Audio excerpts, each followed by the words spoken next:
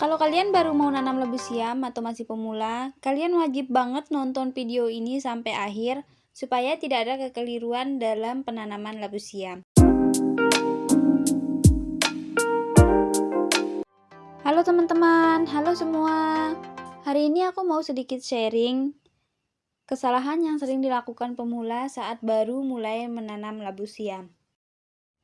Tapi sebelumnya aku mau ngingetin, kalau kalian nemu versi lain dari video ini atau agak berbeda dari video ini, kalian bisa ngikutin mana yang menurut kalian lebih baik atau mana yang menurut kalian bisa percaya, karena video ini aku buat berdasarkan pengalaman pribadi selama menanam labu siam selama beberapa tahun terakhir ini.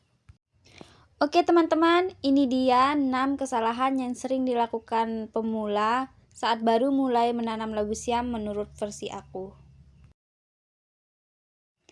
Yang pertama itu, menanam labu siam terlalu sedikit atau terlalu banyak dalam satu dapuran atau satu tempat. Dalam satu tempat, idealnya itu kita menanam 2-3 labu siam. Kalau kita nanam cuma satu dan semisal terkena penyakit dan labu siamnya mati, berarti kita harus menanam ulang labu siam dari awal, dan tentunya ini membutuhkan waktu 3-5 bulan untuk bisa panen. Tapi kalau kita nanam 2 atau 3, semisal satu kena penyakit, masih ada sisa 2 yang masih tumbuh.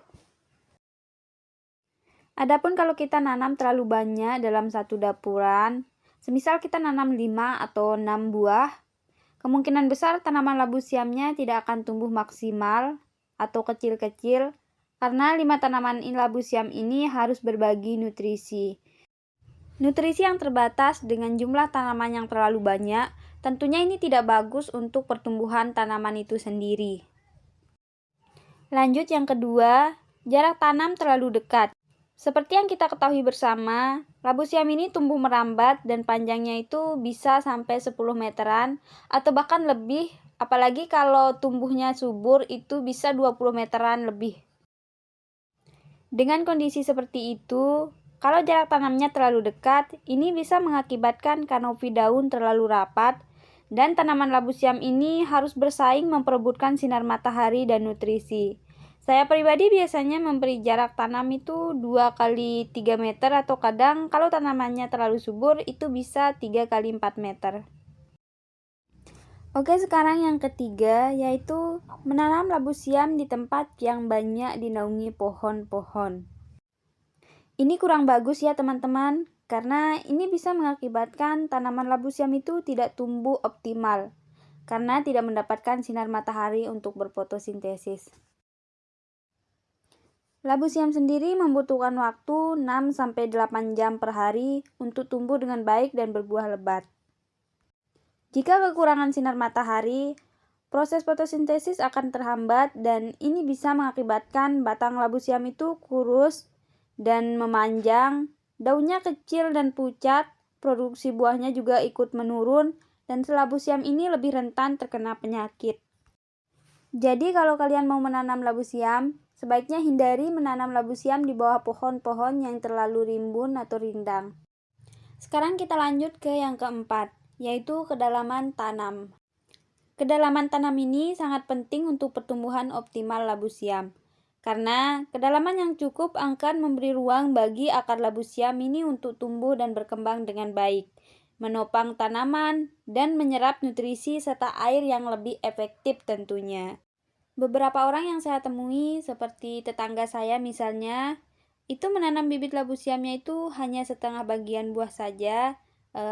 Saya pribadi tidak melakukan hal itu karena biasanya saya menanam bibit labu siam itu dengan kedalaman 10-15 cm.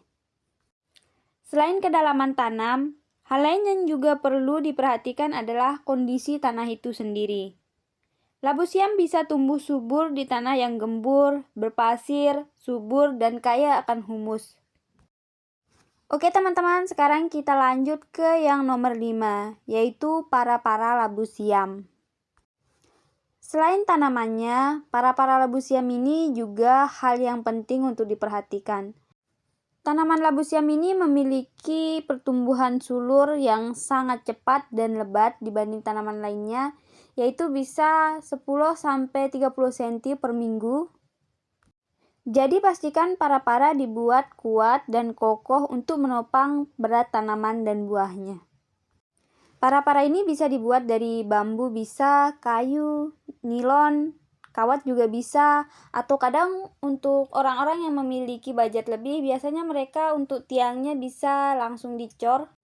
Kalau saya pribadi biasanya membuat para-para itu dari bambu yang sudah tua, karena kalau bambu yang masih muda itu rentan dimakan rayap, dan nilon sama sedikit kawat.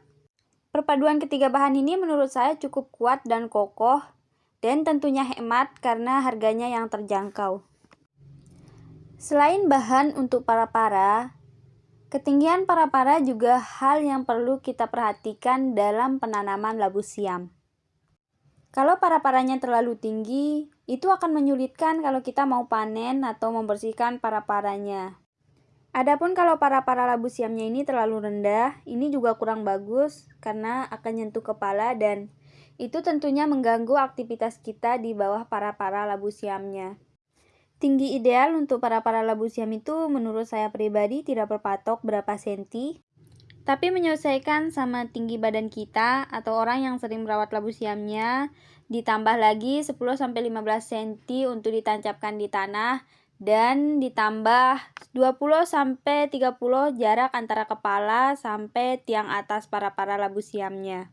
Jadi semisal tinggi kita, misalnya tinggi saya itu 155, berarti ditambah 155 ditambah 10 ditambah 20 jadinya 185 cm.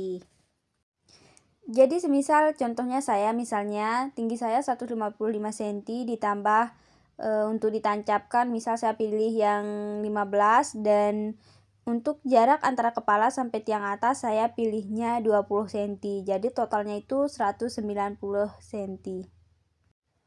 Nah, seperti itu teman-teman. Umumnya di tempat saya sendiri orang-orang itu buat para-paranya tingginya antara 180 sampai 220 cm. Oke, lanjut untuk yang terakhir.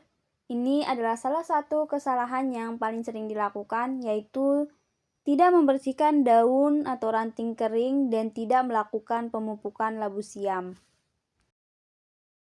Sebenarnya ini nggak masuk ke penanaman labu siam, ini masuknya ke perawatan labu siam.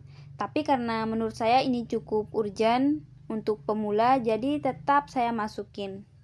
Membersihkan daun kering, daun-daun yang sudah tua, ranting yang sudah kering, dan sudah tidak produktif, ini wajib banget. Minimal 1 kali seminggu atau kalau enggak 1 kali 2 minggu. Ini bertujuan untuk menjaga kesehatan dan produktivitas tanaman labu siam itu sendiri. Karena kalau kita biarkan, daun dan ranting kering ini dapat mendatangkan berbagai masalah serius lainnya. Nah, adapun untuk pemupukan, ini sebenarnya tidak wajib, tapi sebaiknya dilakukan. Ini untuk menambah nutrisi yang dibutuhkan tanaman sehingga tanaman lebih sehat dan produktif. Dan selain itu, pemupukan ini juga membuat tanaman itu lebih kebal terhadap berbagai hama dan penyakit. Oke teman-teman, itu dia 6 kesalahan yang sering dilakukan pemula dalam memulai menanam labu siam.